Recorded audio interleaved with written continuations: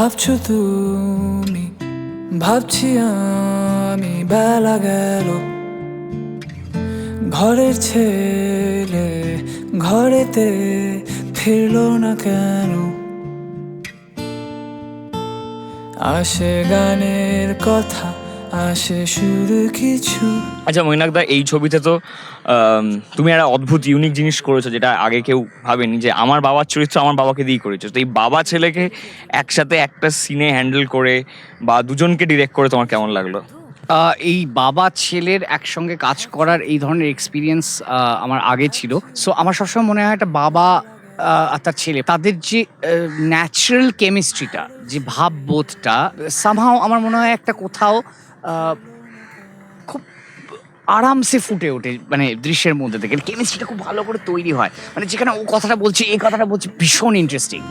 আসে শরীরটা তার, তবু আসে না সে, তো আসে ফিরে দেখার, আসে পথ কিছু।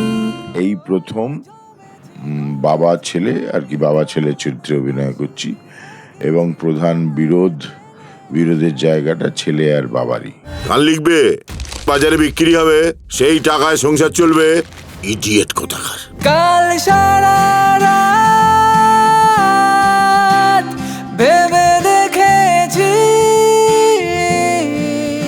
এইটাই আমার মজা লেগেছে, যে শান্তিদা যেখানে ডায়লগটা ছেড়ে দিচ্ছে সেখানে ঋতব্রত ধরে নিচ্ছে। মানে কোথাও যেন আমি অপু আর অপুর বাবাকে দেখতে পাচ্ছি। অসাধারণ। মানে কোথায় জেনারেশন আমি আমার নিজের 16 বছরের মৈনাককে ফেরত পেলাম।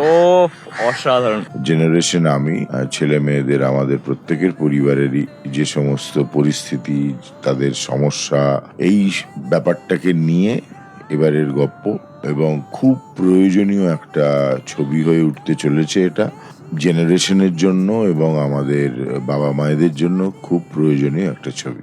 কাল সারা রাত ভেবে দেখেছি,